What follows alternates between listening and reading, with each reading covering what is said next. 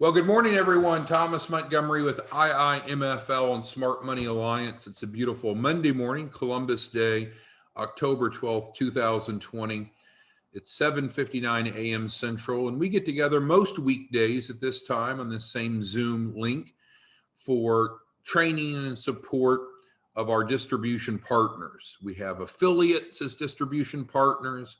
We have financial literacy educators, and then also branch managers, joint venture partners. I think just about anyone would want to become an affiliate. It's free and easy to become an affiliate. It's a great way to help people, a great extra income. Financial literacy educators are more involved. They're actually working with the clients versus just referring them in. But regardless of those roles, what we do each day is usually we'll have a topic and then we open it up for discussion. The discussion is typically through the question and answer function of Zoom, which looks much like a Zoom, or much like a chat box. We'll record this and make it available to those of you that couldn't attend live. So today we're really excited, genuinely excited about the relaunch of our business credit building curriculum. Now let's put it in perspective and let me share a different screen here.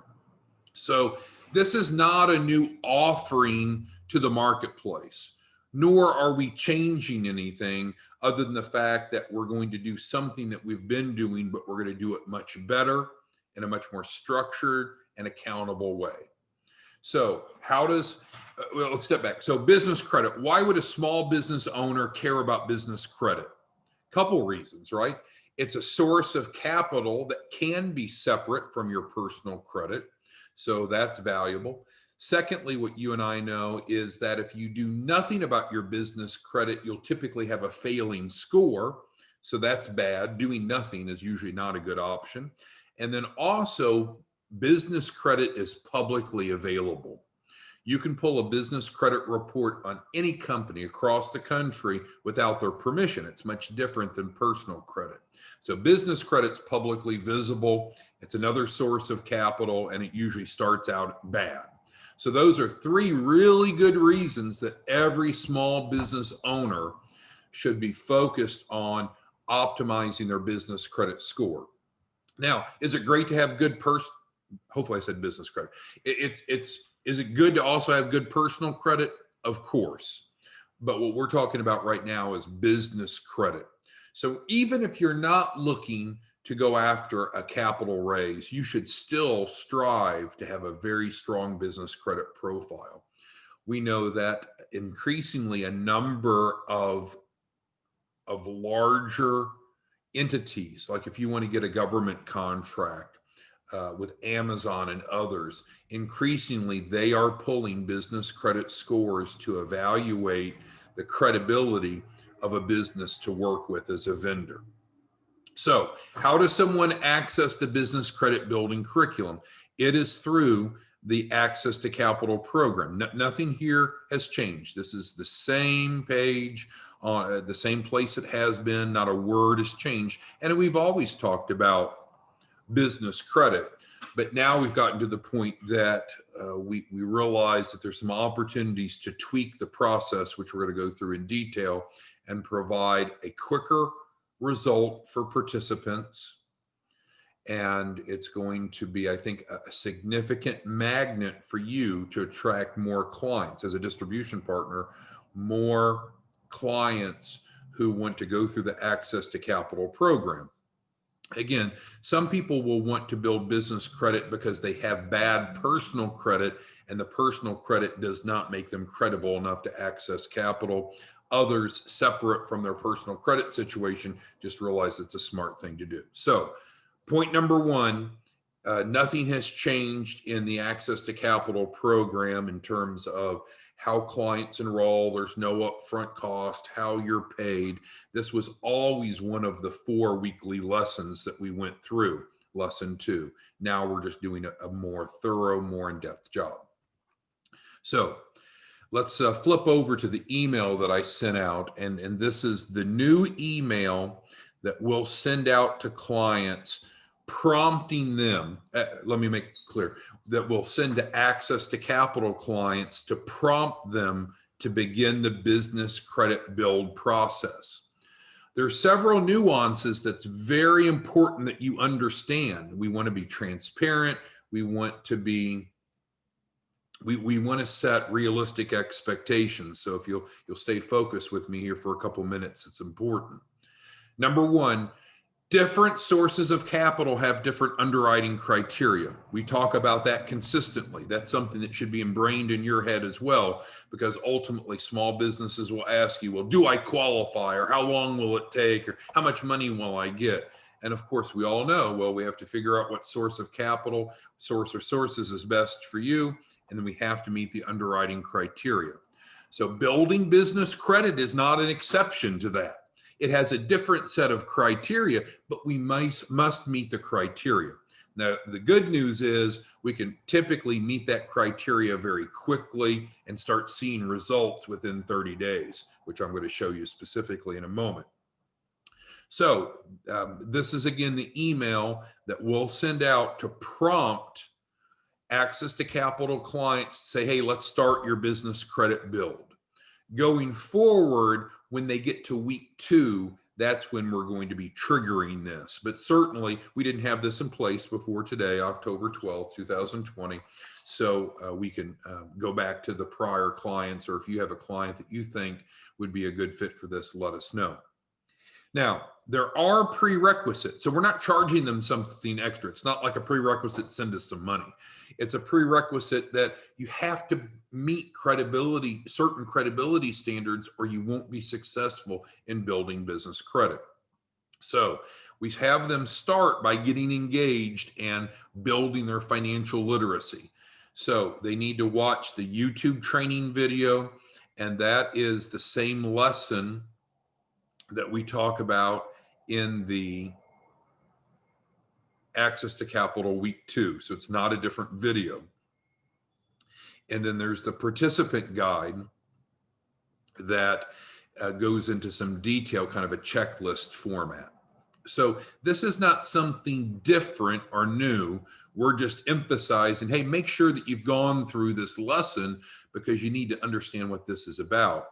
And so this is the participant guide for lesson 2, building business credit. And here I didn't start at the top, but we're on page 23. You know, they will have already been familiar with some of this. What is business credit? What are business credit reports? Who are the main 3 players?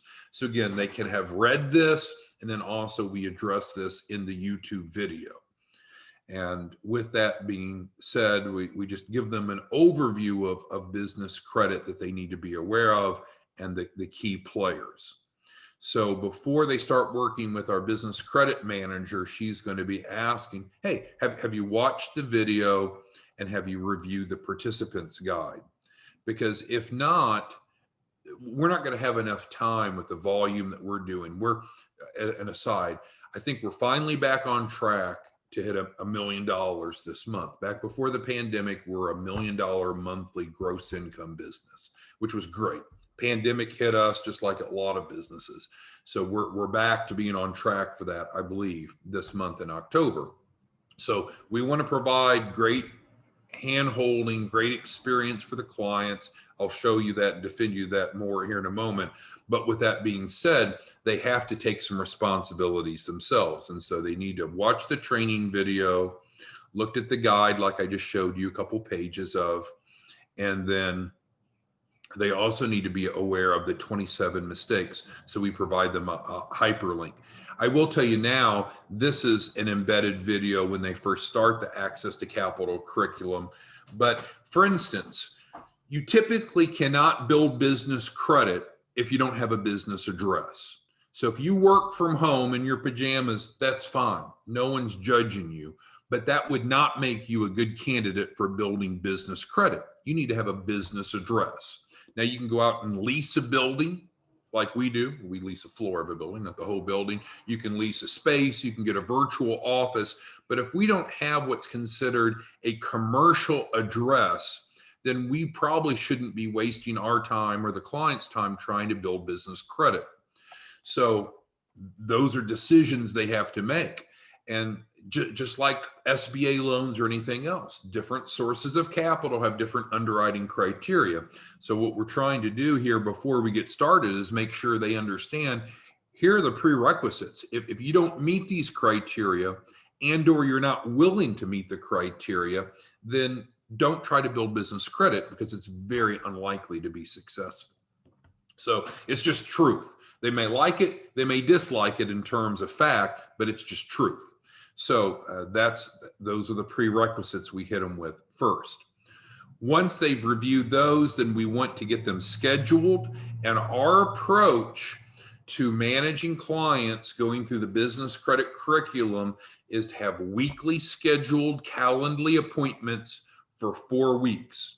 Now, that's frankly the same that I and our other financial literacy educators are doing in the overall capital build, but this is a subset of that, not an additional cost, a subset of that. So if they want to go through the business credit build, they're going to use this Calendly link and schedule separate appointments once a week. And we're going to drive very aggressively through a 4-week curriculum, which I'll describe more in a moment, that's going to get them business credit worthy. And we're going to define business credit worthy as having at least an 80 Paydex score and at least an 80 Intella score, which of course comes from Experian Business. Okay, next thing on the email that I sent, again, this is the same email template that's in the CRM that'll go out to clients. So we are not charging them something extra to help them build their business credit. However, business credit is a source of capital. And so the same performance fee that applies to an SBA loan, a line of credit, equity injection applies.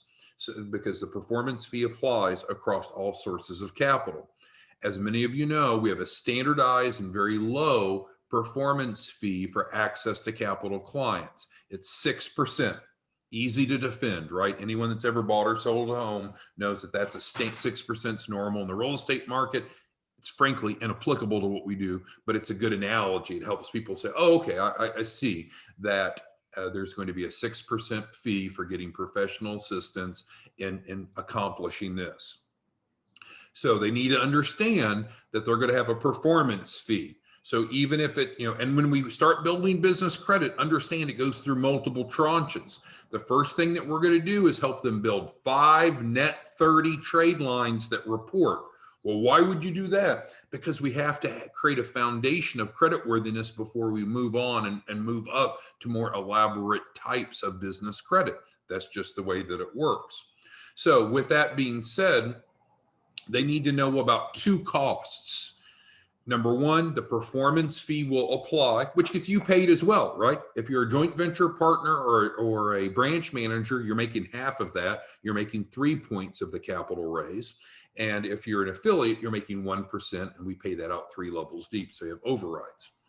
The second, so no change there, just clarifying with them. The second type of cost that they have to understand is that when we're building business credit, not much different than personal credit, but when we're building business credit, how does that work? Well, once your profile is established and ready, which we talked about previously, with the 27 mistakes and such, then we need to start opening trade lines. Well, to get a trade line to report, we need to make a purchase.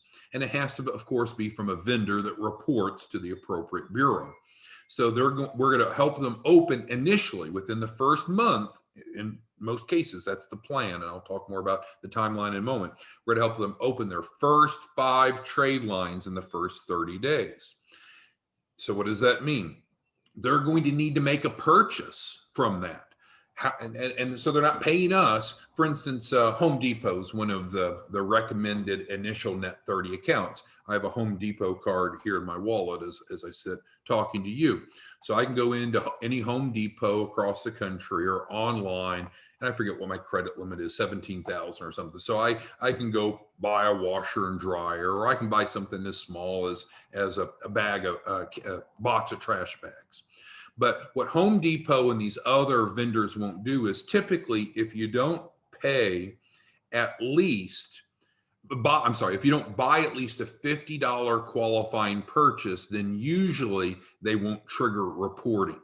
So what they have to be in the mindset, and we even put that in yellow here, highlighted yellow, is we're going to help you open 5 trade lines, but you have to make a purchase. Now, $50 isn't much, and hopefully they'll find something that they can buy from each vendor that would benefit their business or even their home life. But in the beginning, we're not saying that we're going to get them approved for a $50,000 MasterCard to go buy what they want. It's going to start with a net 30 account. That's the way that it works. I hate to digress. We can move forward directly into business credit cards. We call that the fast track method, but we're talking about the organic build here. So let's stick with the organic build. So what they should anticipate is, and it's just no different than we help them get an SBA loan, right? You get an SBA loan, guess what? You're going to have payments, right? You're going to pay it back. So in this case, we're going to start with 5 net 30 revolving accounts. In most cases, they have to make at least a $50 qualifying purchase or the reporting won't trigger. They can buy something they can use for work or home, and then they'll have up to 30 days to pay the $50. They have to understand 2 types of cost: the performance fee that comes to us, which you're paid half of, and then up to half of, and then secondly, they're going to have to make a qualifying purchase. I've seen this happen, and it's like a kick in the throat, where you have someone say, I don't have enough money. I can't afford to buy $50 of home goods from Home Depot. I'm stone cold broke. Well, you're not ready to raise capital then, man, because you have no funds. What you need to do in those cases is get them in the opportunity fund, plug them into your hierarchy, allow them to go out and generate some earned income. What we have to understand is, to get debt-based capital, which business credit would fall under, right? Home Depot is expecting you to pay them back, right? That's kind of the way the model works. If you have no income, you're not going to hardly ever be able to build debt-based capital. Now, there's a few exceptions to that, and I don't want to go into those, but in general, just understand, if someone is stone cold broke and they can't afford to pay $50 for a qualifying purchase, it's not the right time to build business credit. What they need to do is use the opportunity fund, become a sub-affiliate of yours, get their background check done if at all possible, and get them producing income. Okay, but I digress. All right, so the process is fine-tuned. I'm excited about it, and we spent most of the weekend working on this. Number 1, we're going to start week 1, and we're going to have an orientation call with them. That orientation call is not going to be with the financial literacy educator. It's not going to be with me. It's going to be with our business credit manager, and I provided the link for them to schedule here. And she has appointments that run into the evening, so people that work during the day that need to meet in the evening, we can make that happen. So we start week 1 business credit orientation. What's going to happen there is we're going to make sure that they've looked at the business credit participants guide, that they've watched the video, they've seen the 27 mistakes. In other words, they've done their part to educate themselves in terms of what are the qualifications to use this source of capital. I mean, it's a great thing. I've got my company car, truck, parked right outside. It's bought under my EIN. It does not show on my personal credit. Business credit is real. It's a very good resource. It should be part of the capital raise of every small business, but you still have to meet the underlying criteria. So week 1 is going to be the orientation call, 15 minutes with the business credit manager to make sure that they've done what we've asked them to do up here on the prerequisites. Then before week 2, at our cost, we're going to go then pull their Dun & Bradstreet report, their Experian business report, and their Equifax. Now they might say, I don't have any of those yet. There's nothing on it. Well, I don't know. We need to see what truth is. We need to get a baseline. Those reports aren't free. You all should know that, right? Go to Dun & Bradstreet and try to get a free report from them. It's going to cost you probably about $100. We pay for all of that. So it's not charged to the client. And then on week 2, then our business credit manager is going to review our findings. What typically will be the case, and typically is an understatement. What happens 99.999% of the time is the baseline profile of the business is flawed. The industry code is missing or it's off. The revenue figures are off. The address, all these basic demographic foundational elements are often incorrect, and that affects their access to capital.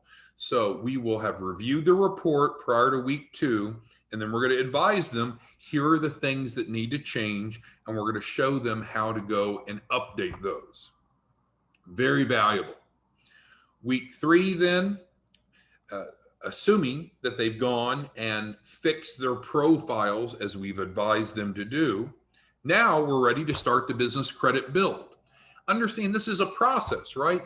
People that are uneducated, that are illiterate will say, I don't want to do all this. I just want to build my business credit. Well, this is the process you need to go through, right? It's okay. We'll move on. So then we're going to start building their business credit. We're going to add the initial 5 net 30 trade lines. If they want to move straight in to business credit cards, MasterCard, Visa, we can help them with that. But in general, we're going to call that the fast track. In general, we're going to focus on the organic build, which will be their first 5 net 30 trade lines. And again, I said it earlier, you need to know it. I need to know it. The performance fee attaches. So let's say that they get and I think we had an example up here, which is a real one. Let's say we get them a $15,000 trade line with Dell. Well, they don't have to go spend $15,000 at Dell. They could buy just some ink for their current printer. They could buy a printer. They could buy a PC. They could buy as little or as much as they want, as long as it's at least enough for qualification to trigger Dell to report to the Business Credit Bureau. But in that example, that is access to capital. So we are going to invoice them 6% of whatever the trade line's approved for. Now they have to realize, oh, wow, okay, I didn't pay anything up front for this. These people went out and bought these business credit reports. They're taking the time and energy and care to help me through this, but I've got to pay 6%. Now, normally the first tranche or first round of business credit will usually be 5 $1,000 credit limit cards. That's usually all that they'll qualify for to get started. Frankly, Dell's usually a second round, just so you know. But the point is, they're going to pay the performance fee from that, and that's going to generate income for you as well. Then week 4, they're going to have their final of the 4 15-minute sessions with the business credit manager, and we're going to make sure that they were successful. Now, I guess one of 3 things could happen when we get to week 4. They could come back and say, yep, work like you said. I opened the 5 trade lines you told me to open. I got approved for around $1,000 for each of them. I'm on the right track. And so that's the perfect outcome. And that's what we want to see. Alternatively, what could happen is they come back and say, oh, goodness, no, I got approved for $500 instead of $1,000. And so typically, if they're approved for anything less than the $1,000 per trade line, and I'll talk about why bigger is better in a moment, then that means they didn't clean up their profile the way that we told them to. There was something that allowed them to still get approved, but not get the normal initial credit approval. Or the third scenario is they got declined, which again means that they didn't follow what we told them to do, and their profile wasn't even good enough to get an approval. Let's go back for a second to what I just hit on briefly. You might say, well, what if I just wanted to help my clients get the smallest credit limits possible so they had the smallest performance fees? Well, that is self-defeating, because when we're trying to build business credit, we go through tranches or rounds, and each one needs to be progressively bigger. So for instance, if our goal is to get a $50,000 business MasterCard, in most cases, they're going to look at existing business credit trade lines we have open, that not only the number of trade lines, but also the credit limit. So we have to stair step up. We have to stair step up. We can't expect to say, oh, I just want a $100 credit limit with Home Depot, so I minimize my performance fee, and then not expect that to limit their next tranche or limit their success of the next tranche or round of business credit. So, bigger is better when it comes to trade lines. Doesn't mean that they have to use it all, but when we can demonstrate that they've had extensions of credit under their EIN and they've managed them responsibly, that gives the next round of vendors or lenders or banks more confidence to extend us even more, right? So that is week 4. Now, we don't stop helping them after week 4, but after week 4, we should have accomplished at least the minimal goal, which is to get their PAYDEX score to at least an 80, which it'll start out as a 0, by the way, which is failing or non-existent. And then we want to get their Experian business at least to an 80, and it'll typically start with no other activity, just their default is a 27, 28, 29, which is a failing score. So in 30 days, we've significantly improved their ability to get approved for an SBA loan. Did you know that the SBA uses a special type of FICO score called the SBSS that incorporates business credit as well as personal credit? We had a client, Diana, wonderful lady. She attended one of our workshops. She just got declined because she chose not to go through. My personal credit's just fine. I don't care about my business credit. And it's like, okay, Diana, we'll do it. We applied for the SBA loan. And since her SBSS score wasn't high enough, declined. So business credit is relevant for 3 main reasons, and I'll kind of close on this. And this is just making a plug for our affiliate program to plug them in underneath you. Business credit is relevant for 3 primary reasons. Number 1, publicly visible. So the world, your clients, your prospects, the federal government, Amazon, whomever you're trying to get contracts may be looking at it to judge you and decide if you're credible or not. Secondly, it can form a new source of capital that is standalone, that doesn't even include the use of personal credit, so it's EIN only. But thirdly, it often impacts your access to general capital like an SBA loan. Okay, so we've covered a lot of information. What do you need to do with this? Well, understand it. Maybe go through it yourself so you can validate that it works and understand the process as a user. Again, the way that we access it is no different. It's just we're helping people through the Access to Capital program, no upfront cost, $100,000 guaranteed capital raise, and part of that capital raise process is building your business credit profile. So with that, you can go talk to more small businesses, more key influencers, and talk with even more enthusiasm about the great work that you and I are doing, which is helping people access capital with no upfront cost, but we're doing things that others aren't doing. This is a great example. Well, why couldn't they just go to the SBDC, which I used to work for? Why couldn't they just go and talk to a SCORE mentor, which is free? I used to be a SCORE mentor. They don't know what you and I know. I bet if you ask 100 SBDC advisors and or 100 SCORE mentors how to build business credit, I bet right now you know more than they do just from this 28-minute discussion we've just had. So that doesn't make us better than them. They're very important, but what we do is very practical, very results oriented, and it also generates an adult income for you. SCORE is not going to pay you anything to refer people to SCORE. SBDC is not going to pay you anything. Through our model, you're going to make a lot. All right, so let's get to questions, comments, concerns that any of you have. I'll leave the name out. Yes, ma'am. I'm so very sorry for your loss. You've been in our thoughts and prayers. Yes, ma'am. Excited to see the sales come through again, and I see one already this morning. So thank you for being back on the call again. We're sorry for your loss.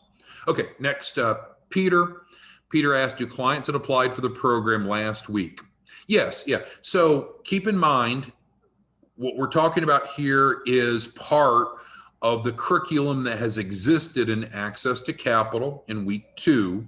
It's just now we have fine-tuned how we're going to help them execute that element. And so if anyone is in week 2 or beyond of the Access to Capital program, then we'll be inviting them to encourage them to build their business credit. They're not required to. Why are some reasons people wouldn't want to do it? Well, they could say, I don't want to do this because I have a home-based business and it's just fine. I don't need a commercial address. And frankly, I agree with them. You don't need a commercial address. But if you want to build business credit, we need a commercial address, right? Not all sources of capital have the same underwriting criteria, but we're a fool to think that we don't have to follow the criteria that applies to a given source. I can't change it. You can't change it. So if we're going to build business credit, we need to have an entity. It doesn't work for a sole proprietorship or partnership. It can be for-profit, nonprofit, LLC, C Corp, or S Corp. We need to have an EIN, right? We need to have a business bank account. We need to have a commercial address. I don't have a commercial address. Well, you can go to Regis. We have a contract with Regis. We've had Contrarian's office here is with Regis. We don't have anybody there. All of our staff's in Mineola, you know that. But we've had a lease with Regis, R-E-G-U-S, for 3 years now. I don't know, we pay like $300 a month, and they'll answer this phone number, but we don't answer it. We're not sitting there in that office. We do have a physical office, but it's in Mineola, Texas. But you can get a virtual office through WeWork or Regis or other solutions. You have to have a commercial address if you want to build business credit. You can't apologize and make it go away. I can't apologize and make it go away. So, Peter, I went off on a deep end, but yes, anyone that's in the Access to Capital program will be invited to do this. All right. Christopher asks, where do we send potential financial literacy educators and affiliates? Great point. So, Mr. Reeves, it's important that if you need to be an affiliate on the new IIMFL platform, and there's a link on the career page of the IIMFL website that will take you over to a page that looks like this, describes it, and a login. Once you sign up as an affiliate, you'll be able to log into the back office of Post Affiliate Pro. It'll automatically generate a unique link for you. And guess what? That unique link takes your leads, potential affiliates, to a page that looks just like this. It'll just have a different code in it to be coded to you. It'll look just like this. And then they'll click on sign up. And as long as they're on your page, then it'll be hard coded to you. They'll put in their first name and last name. A referral ID is what they want to be called. So they could say, I want to be called the Big Bopper. I want the world to know. I'm joking, but it doesn't matter. They can leave that blank and the system will generate. That's not who referred them. They know who referred them because they're on your page. Their username is their email address. And then this is optional. If they weren't on your page, let's say they were on our main page, then they could put in your affiliate ID. There's no reason to do that. What you need to do, in my opinion, is be an affiliate yourself, log into Post Affiliate Pro, get your link. And that's why this is great. And this is great because they're optional. Now, it's great if we have, this is all optional down here, but it's pretty hard for us to pay them, to support them, and so forth if we can't contact them. So it would be great if they provided us their other information. But frankly, first name, last name, and email on your affiliate page is all that it takes, Mr. Reeves. In terms to get them to be a financial literacy educator, then we need to have them complete a background check, don't we? The background check is going to take them to a page that looks like this. And the last 5 digits, these are mine. So if you're using this, you're off. You would have a link like this that has your agent code. Go through and fill this out, and that creates a background check, which will allow us to have them become trained and go out and be a financial literacy educator. So hopefully that was the answer to your question, Mr. Reeves. If not, let us know. Travis asked, so I need a business address in order to access 100,000. Absolutely not. I never said that. What I said is different sources of capital, Travis, have different underwriting criteria. What I did say is if you want to use business credit to access capital, then you have to meet the underwriting criteria. And we address that with people here. And for example, it includes having a business address.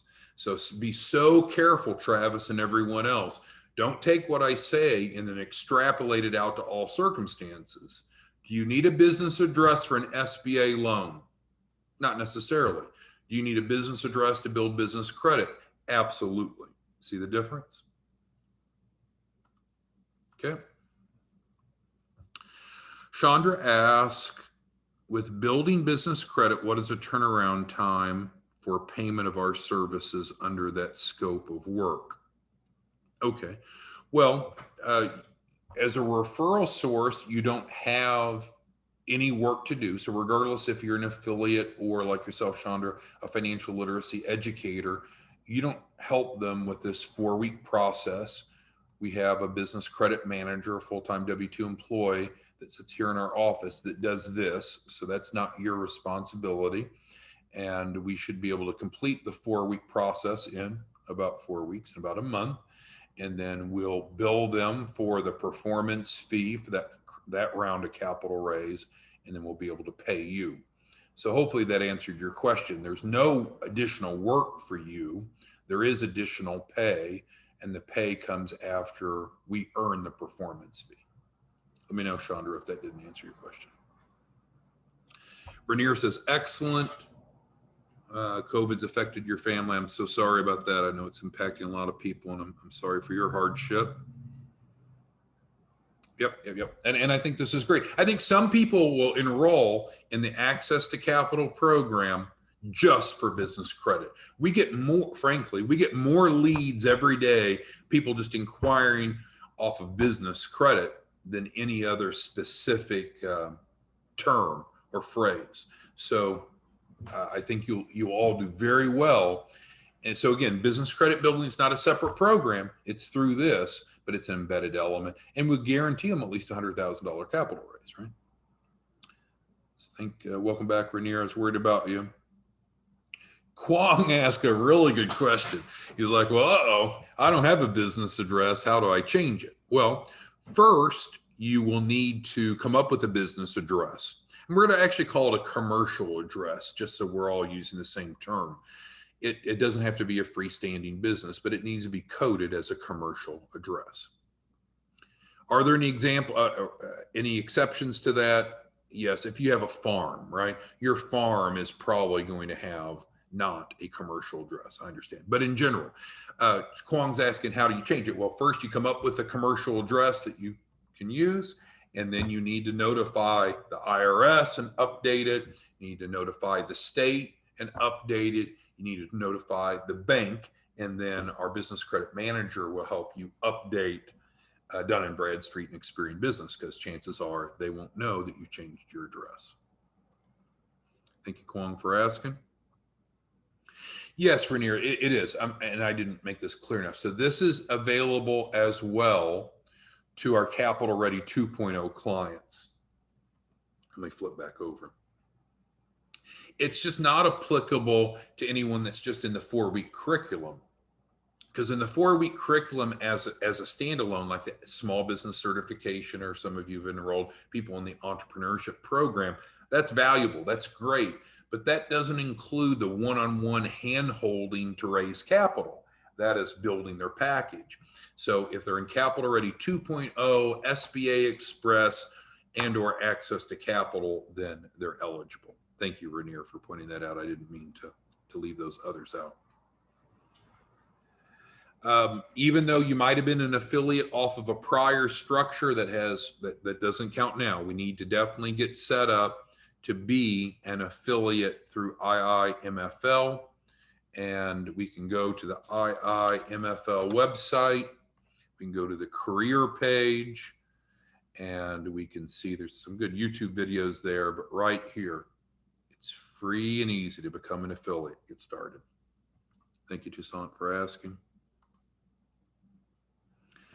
Enrolling clients is we provide a free landing page, and we've been pumping out crazy number of landing pages, but we provide you a free landing page, Tony, and then you drive your prospects into the landing page, and we pick it up and run with it from there. Travis says, thanks, you're welcome. Chandra's asking payment. So through the Access to Capital program, you're not responsible for collecting any payment from the business owner. After each capital raise, we'll invoice them and then they'll pay us, but you're not responsible through the Access to Capital program to collect any money from the client. Chandra, thank you for the question. All right, so Erland asks, so during the 4-week process, no upfront cost. Okay, so we're talking about the Access to Capital, so I better get back over there so we're all looking at the same page. So let's go back to contrarianab.com, click on Access to Capital. And so the question is, what if they don't move forward after the 4 weeks, which isn't really defined here that much, but it's not the Access to Capital program is not a 4-week program. It is a guaranteed capital raise. Could we complete that capital raise in 4 weeks? It's happened. It's happened, but I wouldn't plan on that being occurring because normally we're going to spend the first 28 days building their loan package and helping determine which source or sources of capital they best qualify for and helping them meet the underwriting criteria like building business credit like we just discussed. So we have a commitment for $100,000. They have a commitment to work with us to raise at least $100,000. And if they quit, then they're breaching the agreement, and that's not good. So hopefully that answered your question. As branch managers, the compensation is richer, as we've talked about, but the whole link methodology is the same. So all branch managers are affiliates, but not all affiliates are branch managers, Christopher.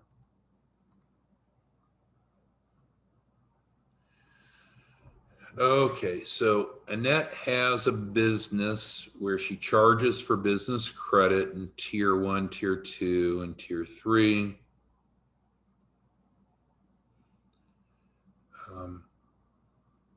Yeah, maybe we need to visit offline on that. We don't want to get in the way of what you're doing, Annette, and how you're making money with business credit, but let's visit offline and make sure that I've answered your question. All right, and so closing out, Robert asked, so people can be an affiliate and not be a financial literacy educator. You don't have to be both, and let's just simply talk about the difference. Affiliates generate leads and feed them in, and they get paid. That's all they need to do is just generate leads, generate leads, generate leads. We provide them a landing page, so there's perfect tracking. We take care of sales and implementation and billing.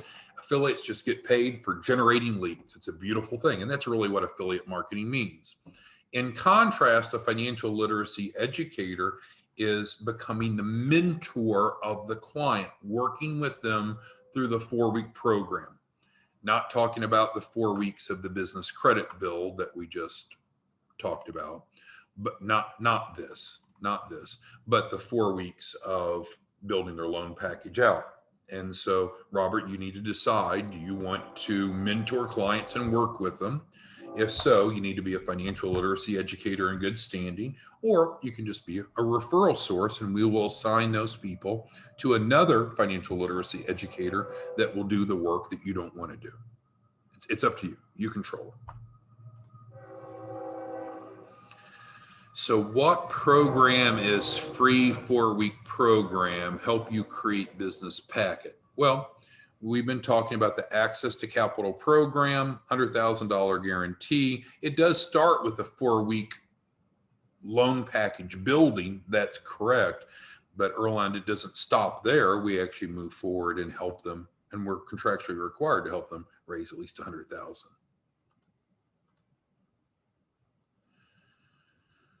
All right, Robert, thank you for that. Let's see what else. Robert wants to be a financial literacy educator. Excellent, excellent. So just get with us afterwards and we can help you get set up to be a financial literacy educator, Robert. We need more. All right, we'll close out on Rainier's question. So Rainier is asking for confirmation. Performance fees. So yes, on the Access to Capital program, we've set it at a low 6% performance fee. And so we even clarify that right here for transparency. You're going to pay 6% of the capital raise. Now, of course, we're going to send them a DocuSign. They're going to sign. We're going to sign. We're going to execute. You'll get a copy of it, so we're all clear. But yes, 6% for Access to Capital. As a joint venture partner, branch manager, you're getting half of that. You're getting 3%, which is good. As an affiliate, you're getting 1%, which sounds not so good, but we pay 3 levels deep. So and we're not MLM or network marketing, but you get 1%, and then you get overrides up to 3 layers total deep. So that's correct. Next, she asked on the Capital Ready 2.0, the performance fee. The normal performance fee on the Capital Ready 2.0 is 9.5. So you will have higher earnings. On the Capital Ready 2.0, you're actually collecting the refundable deposit up front, Rainier, just like Monique did this morning. So you'll collect the $2,500, you'll keep half, you'll submit us half. We'll have an executed DocuSign with them. Yes, they'll have a 9.5% performance fee on the Capital Ready 2.0. And yes, as a branch manager and or joint venture partner in good standing, you make half of that. So it is more lucrative to offer the Capital Ready 2.0. You're controlling the conversations with the client, so you decide. And then within that, it's important, and so I'll close with this. So Rainier's right. So whatever source of capital we raise under whichever agreement they're in, the performance fee is the same. So it doesn't matter if it's a line of credit, a real estate purchase, a term loan, SBA loan, trade lines, performance fees are the same under whichever agreement they're in, regardless of which funding vehicle is used. All right, well, we covered a lot of information. I hope you see the value in this. Not only do most small business owners want and need capital, I think there's a whole lot of them that are thinking about business credit and how do I build business credit. There are other resources available to build business credit. However, I don't know that there are many that charge nothing up front. I don't know that there are many that will agree to commit to at least $100,000 capital raise. And we have a very results-oriented and now a high-touch model. That's what people are wanting, and you see us migrating to that. They're going to have weekly set calls, weekly calls. Now, oh, I haven't heard from someone or no one calls me back. No, that can't happen. You use the Calendly that you're given and you schedule right now today 4 weekly calls. And then we promise you, heads will roll if we don't, we're going to call that person plus or minus 2 or 3 minutes at that scheduled time. We're going to do exactly what we promised to do, and they're going to get serviced.